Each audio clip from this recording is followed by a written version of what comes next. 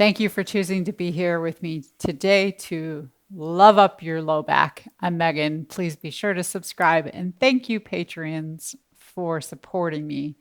So the practice we're going to do, you will need a strap that closes. A rope belt tied works fine, and some sort of block. If you don't have a yoga block, you can use a lightweight book or a ball about this size. So grab those items. I would really call this everyday back care, specifically for the low back. A lot of times when we have pain in the low back, it's because some of the other muscles aren't firing. They're not doing their job. Specifically, the ones we sit on, our gluteal muscles. And the idea that you have tight hamstrings, oftentimes you have weak, unresponsive hamstrings. So getting those muscles to work is going to help your low back muscles to relax. So that's what this is looking at. So we're going to come down onto the ground and take a moment to let your back and spine be completely relaxed. Feel free to put a blanket underneath you if you want more padding. Just draw your knees into your body, roll around for a moment, and acknowledge the space of low back. 5 lovely vertebrae down there, and you can feel your sacrum perhaps just below. I include the sacrum in the low back. And the center of your universe, your pelvis, just feeling it through motion. What does it feel like today? We'll place our feet on the ground in what we call constructive rest. So if the feet are too far away from your body, your back is going to come into an arch and it's going to feel tight. If you walk them in too close, the natural arch is going to disappear and you're going to press your ribs and your low back into the ground. So find that medium space. Really important. And then just let the feet soften to the ground. Take a breath in, take a breath out. Do that a few more times. And as you breathe, think of the back body being supported and surrounded by the earth. We need to agree to feel supported before we start the practice. Let the ground support the weight of your spine. And place your hands on your belly. And next time you take a breath in, we'll do some pelvic tilting. So you're going to take your tailbone towards the ground. Now you're going to arch the back. So tailbone down, lift the low back, feel it shorten just a little bit though, especially if you have any tension or discomfort. And then as you breathe out, press out the low back. So low back, low ribs into the ground and lift the tailbone. So what we're doing here is we're arching the low back on the inhale. The pelvis tilts forward. And then as we exhale, we're lengthening the low back as the pelvis tilts back. So I can take my hands to my sides so you can see, but you can keep your hands on your belly too. So a lot of times when we do this, the pelvis is stuck and I'll see people just moving their belly. Think of it as a pelvic movement. You can even take your hands to your pelvis itself. So let it rock. Back and forth. And if you don't want to do it to your breath, that's okay. Otherwise, inhale and find that arch and exhale and curl. Give yourself permission to underdo. And notice already as you're doing this, is there any tension building in the legs or the feet? Can you keep those relaxed? If it is, just shake them out a little bit. Start again. Can you let the neck just gently flow? So keep the jaw relaxed. Or are you locking into your shoulders or your neck? Do just a few more of these. And we're going to add some shoulders in here because we're going to be using the shoulders for these back movements. So pause for a moment. Now, next time you breathe in and you arch, I want you to press your shoulder blades into the ground. Locate those right on your upper back. You can feel them there. Might rock side to side to feel them. So as you come onto your tailbone, you're pressing your shoulder blades. So the whole back is arching. You'll feel more of a lift in the chest. So shortening the backside, lengthening or filling the front side. Then as you breathe out, lift the outer edges of the shoulder blades or even the shoulders off the ground as you lift the tailbone. So you feel a shortening from the abdomen to the throat and a lengthening through the backside. So we arch, pressing shoulder blades down, tailbone and shoulder blades hold the weight of the body, spine lifted. And curl the tailbone towards the shoulders and the shoulders towards the tailbone. Back is long. So we're already taking our back and spine through its range of motion with this arch and curl. Arching, the back is short or compressed. Curling, the back is long. And notice it specifically in the low back, in your sacrum, the pelvis. Can you add that shoulder movement but still keep the neck and the jaw relaxed? Pressing shoulder blades down and lifting them up. You'll also see I tend to roll my arm bones outward a little bit as I press the shoulder blades down. So roll the hands away from you, get a little more arch there. And then you might even roll the arm bones towards you, lift them up a little bit for more squeeze to the front. Take 3 to 5 more on your own. Think of your spine like a wave, gently rolling back and forth. And then pause. Take your legs out long for a moment. Just shake them out. A little bit of a shake. Notice again how your back is feeling. Take 3 breaths there. We always stop just to notice. So it's an opportunity to say, has something changed? Is it the same? We'll bend the knees again. Place the feet on the ground. So now we're going to do one side of the pelvis at a time. So I have my hand on my right hip. You can do the same. And what you're going to do is lift the right side of the pelvis up and then drop it down.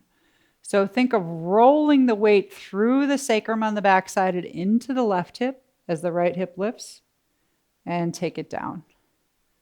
What often happens is you might need to push into your right foot and use your leg muscles to lift the hip first. That commonly happens automatically. So let it happen. But then see if you can keep the leg more relaxed. Squeeze the muscles so you're going to feel the muscles on the outer hip, the butt, and right around the whole surround of the hip. So keeping the leg more relaxed, no longer pushing into the foot. Think of the foot gently touching the ground. And it's okay if you don't go as far. Do one more with the right hip. And can you feel these muscles in and around the right hip activating? So those are some of the supporters for the low back. Relax and let's pause. Pause at center. See if you feel like one hip weighs more than the other now. And let's do the left side. You can place your left hand on your left hip. Lift up the left hip. Maybe the first couple you want to push into your foot. Just so you can see how far do you go by using your leg muscles and pushing into your foot. What does that feel like? Because part of learning to turn on muscles that might not be doing what they're supposed to be doing is to do it wrong first. So use your leg muscles. What does that feel like? Then can you keep the leg muscles quiet, the foot softly touching the floor? Squeeze the muscles, I call them the little glutes, in the outer hip and the back that we usually sit on, the big glutes. You can also think of rolling. So you're breathing, and when you exhale, you can rest on both hips. And as you breathe in, you're going to roll through your sacrum and into the right hip. And then you breathe out and you land on both hips. So let's take this one for a walk. We're going to alternate sides. If you want to do it to your breath, breathe in, lift your right hip. Breathe out and land. Breathe in, lift your left hip. Breathe out and land. And one of the things you'll notice that happens pretty instantaneously for me, but you can add it on. I've been doing this for a while. It's good to do back care all the time instead of just waiting until you're in pain. But you can look over whichever shoulder the hip is lifting, look over that shoulder. So as your right hip lifts, look over your right shoulder. Just let your head roll and breathe out and land. So letting that neck be a soft, supportive, functioning part of the spinal movement. Feel the weight of your head. Checking again to make sure that it's your pelvic muscles around the pelvis that are helping to move you, and not so much the legs. Can you keep the legs soft? We'll do a little bit more with the legs in a while. So here's another one. If you're rolling your head and you're lifting your hips, let's add the shoulder blade. But now we're just going to do one shoulder blade at a time. So as we're lifting the right hip, press the right shoulder blade into the ground. You'll feel more of an arch through that right side, more activity in the right side. You can look towards the right shoulder and then breathe out and land. Breathe in, left hip lifts, press the left shoulder blade down. So it's usually better to have your arms at your sides. Look towards the left shoulder, breathe out and land. Notice any places that feel sticky or where you don't slide smoothly, and go even slower through those areas. So we're tightening and arching one side at a time. As the right hip lifts, right shoulder blade presses down. Think of your right shoulder blade like a plate, and you're setting it on the ground, pushing down just a little bit. Head rolls side to side. All right, pause. This time, see if you want to draw your legs into your body again. Just roll around. So we're going to keep adding to that. And this is, again, a really great movement to keep the low back relaxed and get some of the sleeper muscles more active to support the low back. Feet on the ground again, back to constructive rest. What we did before, same thing, but we're going to lift the other hip too. So now I start by lifting my right hip. So what I'm noticing is this whole area is active.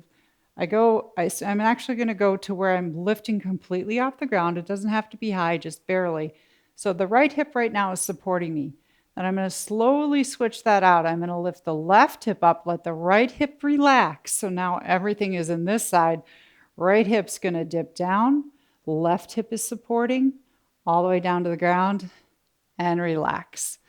So it's inhale, right hip up, left hip up. Exhale, right hip relaxed, left hip supporting. Everything comes down. So what we want to notice is, can you activate just this right side as you lift from the right? And then feel the switch. You might even feel it. I call it in suspension, independence. I can't say it today. Independent suspension. There's a big one for you, of the butt cheeks. So the right cheek is going to squeeze and lift you up. The left one is along for the ride. And then switch, left cheek active, right cheek relaxing on holiday as you come back down. So see if you can get that independent suspension of your gluteus maximus. That's easier to say today. So taking a few more, you can let your head roll towards your right shoulder or your left shoulder. So you want to be able to feel, like, think about when we're walking, one hip comes forward and one leg reaches out. So think of that right leg as you lifting is the one reaching forward. You might feel your thigh bone lengthen. And then we switch and it's like that left hip is stepping forward and the right hip is behind and relaxed. So if you've got this part and it feels okay, add the shoulder blade. So as you lift the right hip, we're going to press into the right shoulder blade. We're going to continue to press into just the right shoulder blade. Even at the top, when you switch the action into the left hip, keep pressing into the right shoulder blade. So what we're doing now is creating a cross-body pattern. Your right shoulder and left hip are active. Right hip is relaxed. This one gets a little confusing. Stick with me. And let it all come down. So press right shoulder blade down. Lift the right hip. Then left hip comes up, still pressing right shoulder blade. So think of activating from right shoulder to left hip relaxed, come back down. Do a couple more, maybe adding the head into this. Right shoulder blade presses down as the right hip lifts. Left hip, you can turn. And always completely release. If you're not feeling everything let go, take an extra breath at the bottom down there. Let's do two more. Going in this direction, starting with the right hip, floating it up. Left hip takes over, right hip's relaxed. And gravity is just taking the right hip down, left hip is slowly letting it come down. Last one. So we're always either fighting gravity or pulling away from gravity or pushing into gravity. So right shoulder blade pushing in, hips are pulling away. All right, pause for a moment. We're going to do the same thing, but we're going to start with the opposite hip. So the left hip, So now you may find that in this independent suspension, there may be a little mix up. So see if one hip was easier to start with than the other. So sense your left hip, lift it up. We'll do just hips first, then add the shoulder blade in. Lift it up, start to feel it's so strong, it's going to lift the right hip up. Right hip is still relaxed. And then you start to lift through the right. And then right about at the top, exchange that. Let left hip relax. Use the right hip to take over. Left hip is going to slowly fall with gravity. Right hip supporting that slow, comfortable fall. And then all the way down and release. So left hip lifting. Lift the right hip off the ground as far as you feel comfortable. Switch it over. Take all the engagement into the right hip and buttocks. Left hip falls down. And everything falls down. So can you get a sense of one side of the gluteal muscles and outer hip activating left to start and switching it over to the right? There's the independent suspension and coming down. You can add your head turning towards the left shoulder.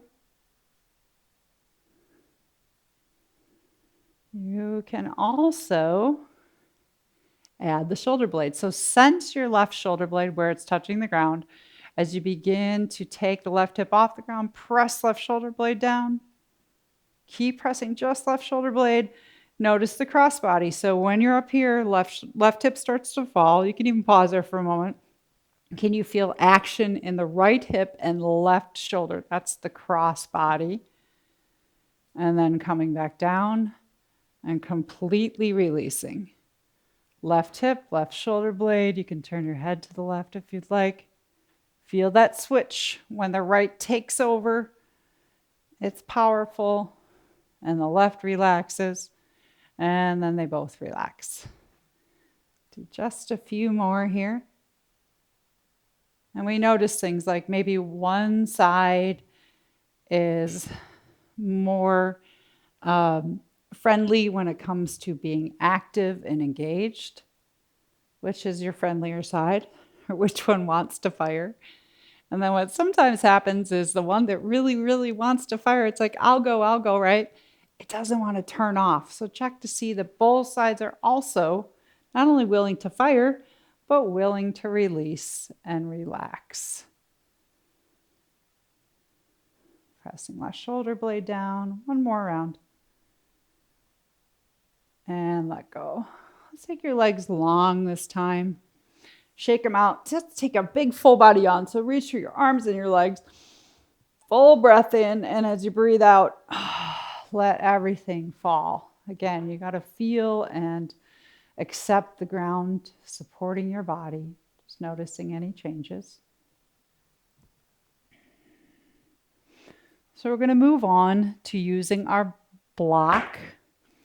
So we're going to grab the block back into constructive rest. Place the block between your thighs. So we're going to go not at the knee joint, just below the knee joint, but not all the way down the thighs either, where you can feel a little bit of power. What we're trying to do is engage the inner thighs, so our adductor muscles. These are also really important ones to recruit if we want the low back to be healthy and more relaxed. So start by just squeezing the block a few times between the inner thighs and releasing. And notice, can you feel action in the inner thighs? You might even press into the big toe side of the foot just to help to feel that. You can squeeze and release. And this way too, you'll know that you have it in the right place. And typically whatever you have, you want it wide enough that your knees can stay in line with your hips. So that's what we're looking for. We don't want it too narrow, but knees in line with the hips, and just squeeze and release. So now take that squeeze, turn it on, and keep it there. Keep squeezing the block and just gently rock the knees from side to side. You're still going to keep the feet on the ground. You might feel a pinky toe and a big toe lift, but squeeze the inner thighs, engage them, and just rock side to side a little bit. Maybe your head wants to go in the opposite direction of the knees. So we're learning to recruit those inner thigh muscles, which tells the low back it can relax. It doesn't need to be on guard, some of those low back muscles. Do one or two more, rocking back and forth, squeezing the block. And then come back to the center. We're going to keep the block in there. We're going to do another round of that lift the hip, drop the hip movement, but now with the block. So I want you to squeeze the block. Feel the inner thighs engage now. Lift right hip. Let the right hip lift the left hip up. Then lift up to where they're even. Relax the right hip. You're still squeezing the block though. And then take it down. It gets to be like juggling balls, right? How many balls can we juggle? But the brain is paying attention, and that's the important part. We're lifting the right hip, and the brain's saying, what? Just the right side? Inner thighs engaged too? Yeah, yeah. And then you switch it over to just the left side, inner thighs engaged, right side relaxed. We know it's working if we have to think about it. If you want to add the shoulder blade pressing down, you can. Sometimes it gets to be too many balls to juggle, so see what you want to work with today. But those lovely recruits of outer hip and buttocks and now inner thighs have been added in. And then switching into the left side and coming back down. Let's do one more round. Sometimes I go really deliberately slow. You don't have to go to your breath. You might get more of a sense of feeling that right thigh lengthening, left, and it's an opportunity to really release and relax the left outer hip. Inner left thigh might be active. And then switch, left hip active, right hip relaxed, and coming all the way back down. So slowing it down gets us to feel it all the way from beginning to end and that middle section. Let's switch to left hip. So feel your left hip, squeeze the block. Give yourself a break there in between though. Squeeze the block, lift the left hip. It's the powerful lifter until you start to choose to bring that right hip up. Then release the left, still squeeze the block. Let the right hip support you on the way down. Left hip supporting, coming up. Inner thighs engaged, squeezing the block. And right hip. And coming back down. Let your head just roll from side to side. So does this feel different than the first time we did this? We were really focusing on just the outer hips and the buttocks muscles. And now you should get a little bit of extra friendly support in the inner thighs. You can add that left shoulder blade pressing down if you want, or turning towards the left. Can you find the independent suspension that we had earlier of the butt cheeks, but keeping those inner thighs alive and talking to you? Last one.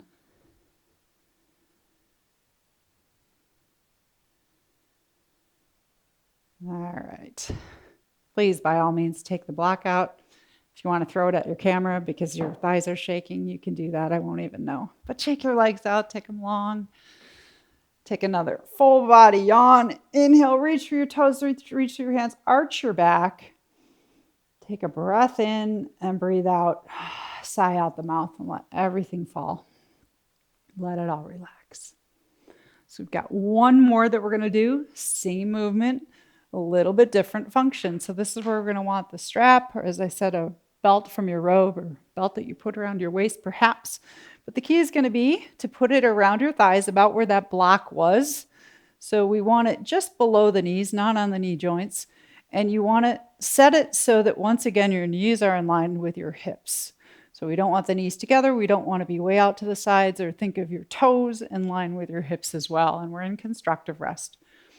As we did with the block in the thighs, first just start to notice what this feels like and what you can create with it. So this time we're going to create more action in the outer hips and thighs by pushing into the strap. So imagine bursting the strap and then releasing.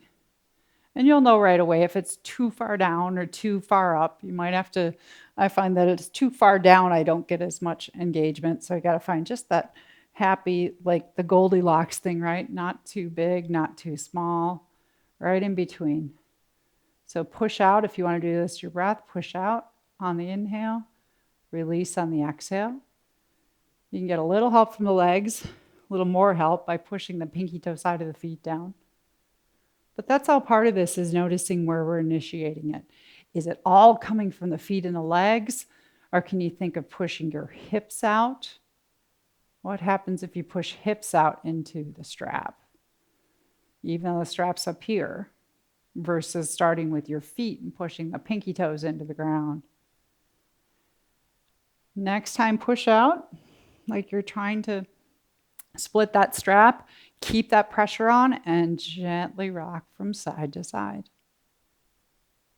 So this too, and the one where we're rocking side to side with the block between the legs, is also part of a sacrum release, an SI, if you have any SI joints. So really, like I said, this is the whole low back, not just your lumbar area, but this is great for sacrum.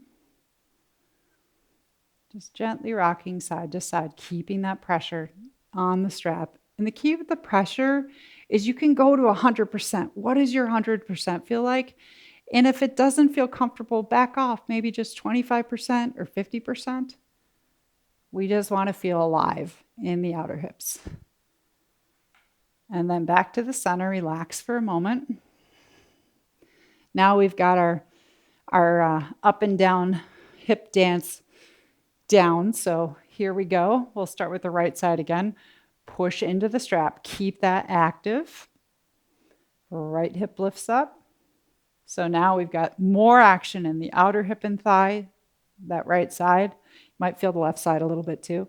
Lift up, switch it, try to relax the right, keep the left really strong and engaged, and come all the way down. So pressing into the strap, lifting up as high as you want to go, switch the side, drop the right hip, lift the left. Then there's those other options. You could turn your head towards the right shoulder. You could press right shoulder blade into the ground. Come all the way to the top, switch it out. Right one gets to go on holiday on the way down. Left one is controlling and slowly landing. So think of if you're a plane on a runway, right? Nice, easy, smooth landing. Check to see that your action is really coming more from your pelvic region. So we don't want too much focus on, like, if your feet are really pushing into the ground, try to soften the feet just a little bit. You're definitely going to feel more in the outer thighs. You should be. And last one there. Pause for a moment. Let's just change the order of things here. Sense your left hip. When you're ready, push into the strap. Left hip lifts up. Right hip lifts up. And drop the left hip. Right hip takes over. Left hip comes down, then right. So the other thing is, you'll see I'll come all the way to my end range of motion. What does that feel like, as high as you can? And then maybe just do a little one. Just a tiny lift, barely off the ground. What does that feel like? So bigger is not always better. Sometimes smaller is part of the rewiring. Smaller and definitely slower is more mindful. You can add that shoulder blade in, pressing left shoulder blade down as the left shoulder blade hip lifts, left hip lifts. Look towards your left shoulder. Right hip lifts. And we let it down. Take two more on this side if you'd like, just exploring.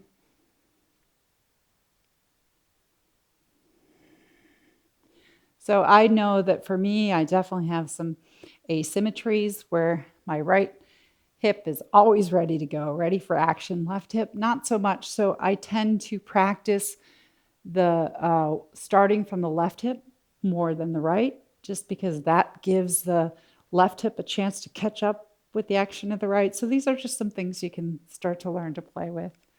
Go ahead and take that strap off. Throw it wherever you want. Take your legs out long. One more full body stretch. Breathe in. Feel all the muscles in the back body tighten. Breathe out. Consciously let them relax. Breathe out your mouth. Just take a moment to feel the support underneath your heels, your calves, maybe your thighs, your buttocks. You can shake out the legs, shift your hips. Notice any space underneath the low back where the sacrum's touching the ground. And feel the center of your spine, your shoulder blades, your upper back, even the weight of the head and the arms. Choose to accept the support of the ground. Take 5 breaths here. As you do, think of some image or word, affirmation that you can say that feels like you're loving up your low back, your sacrum.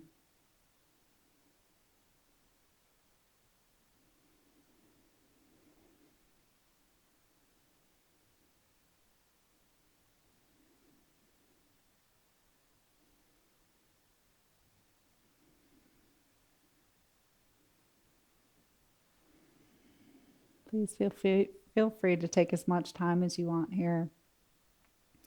So a lot of times back pain can also be very emotional. So this last part of just recognizing what we say to ourselves is what we become. Really important. So you can bend your knees if you are getting up, maybe hug your knees into your chest, rock a little bit again. Notice if there's any changes from the first time we did this. But go back to the title of this video, love up your low back.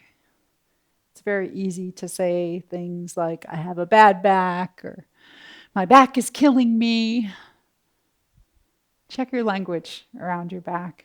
And what would you want someone else to say to you? And can you say that to yourself? Thanks again for joining me today for this everyday back care class. Peace, joy, love, and light.